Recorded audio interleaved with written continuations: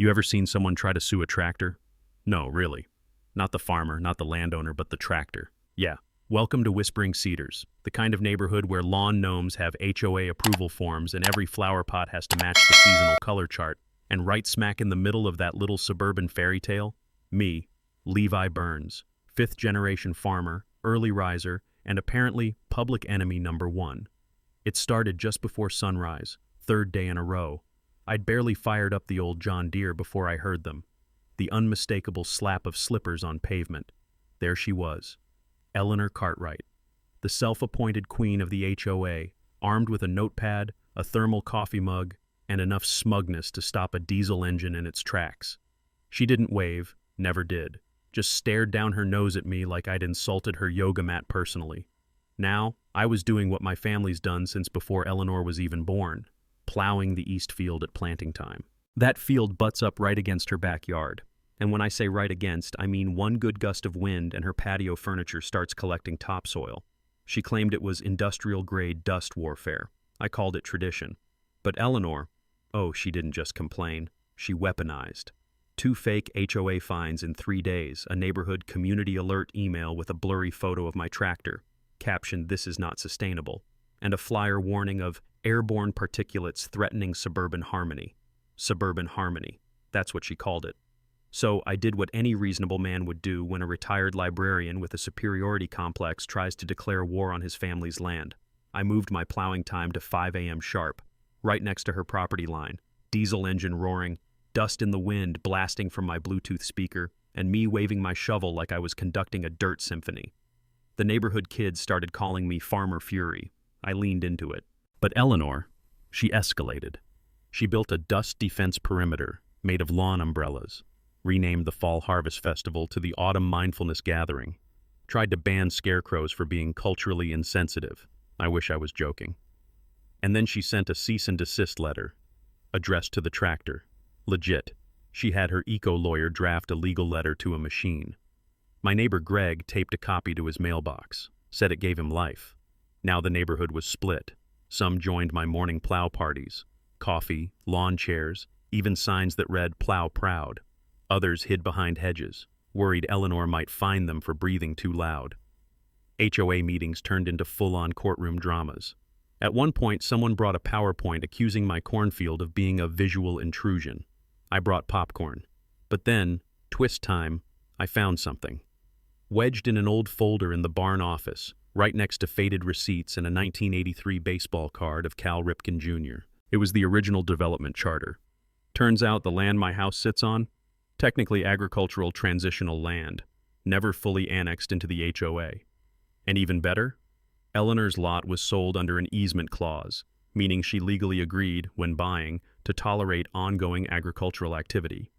She didn't know, because she never read past page 2 of her closing documents. You know the type. I let her keep going, though. Flyers, drama, her weekly soil safety awareness Facebook lives, until she crossed the line. One morning, I found yellow caution tape stretched across the edge of my field. HOA closure notice signed by Eleanor. She threatened to tow my tractor. And that was it. See, her antics weren't just annoying anymore. They were illegal, trespassing, defamation, harassment. I called my lawyer Derek, a bulldog with a baby face, and together we got to work. I showed up to the next HOA meeting with receipts, literally. A signed affidavit from a land surveyor confirming 70-plus years of uninterrupted farming, a certified letter from the zoning board clarifying the grandfather clause, and, cherry on top, an original deed copy showing her property's easement. The room went dead silent. Eleanor blinked like she'd just swallowed a lemon. Someone choked on their iced coffee. And that's when the rebellion really began. Pink flamingos with protest signs popped up in front yards. Greg mounted a windsock shaped like a pig on his roof and told Eleanor it was for airflow efficiency. A family down the street hosted a Dust Bowl-themed barbecue. Folks were done with her rules, done with the fines, done with the tyranny of beige patio furniture. But Eleanor wasn't done. Oh no. She filed a restraining order against me, claiming tractor-based harassment. The judge threw it out before I could finish my second coffee. And in reviewing it, he noticed something else. A zoning detail no one had flagged in years. That little discovery triggered an audit.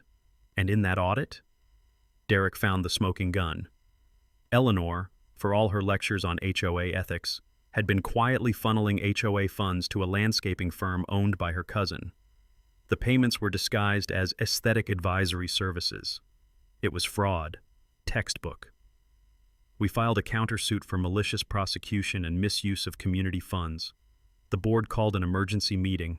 Packed house. Eleanor showed up late, hair frazzled, no makeup, clutching a stack of notes no one let her read. She tried to explain, claimed she'd sacrificed so much, claimed she was misunderstood, claimed the dust had unbalanced her energy field. Someone in the back whispered, "So buy a filter." Vote was unanimous. She was removed as HOA president. The ethics board got involved. Her cousin's firm was blacklisted.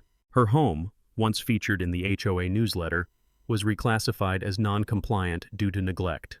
She couldn't afford maintenance. The hedges overgrew. The mulch faded. The lawn gnomes gave up. And me? I kept plowing.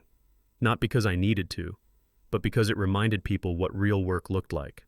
She tried one last stand, started an unofficial community revival group, printed flyers, set up folding chairs on her lawn. 3 people showed up. One was a confused jogger who thought it was a garage sale. One came for free lemonade and left when it ran out. The final blow? A teenager made a TikTok calling her the woman who tried to sue a tractor. It went viral. A podcast picked it up. Late-night shows joked about it. Eleanor became a meme, not for grace or wisdom, but for absurdity. And when the county hit her with restitution orders, over $38,000 in misused funds, she tried to crowdfund it, raised $43. One comment read, "Here's $5, buy a mirror." Eventually, a moving truck pulled into her driveway. No open house, no goodbye, just silence. She was gone. And now? Every fall we host what the neighborhood calls the Dust Parade. People bring lawn chairs, fly toy drones, celebrate soil mobility. The old HOA rules, rewritten, transparent, fair. And the only thing left of Eleanor Cartwright? A photoshopped portrait in the community center, labeled the Last Dust Queen. Funny thing is, if she'd just minded her own garden, she could have lived in peace. But control, that was her soil, and it swallowed her whole. So now I gotta ask you, what would you have done? Drop your take in the comments. Was I right to fight back the way I did? Or should I have turned the other cheek and let her run the neighborhood into the ground? Either way, I'll be up tomorrow at 5 a.m., plowing.